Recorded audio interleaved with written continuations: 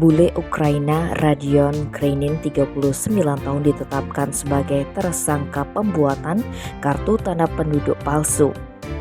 Kepastian itu disampaikan Kabid Humas Polda Bali Kombes Pol Stefanus Satake Bayustianto Selasa 14 Maret. Menurutnya, penetapan tersangka ini dilakukan oleh Subdit 4 Direktorat Reserse Kriminal Umum Polda Bali tentang membuat dan menggunakan dokumen atau KTP yang diduga palsu.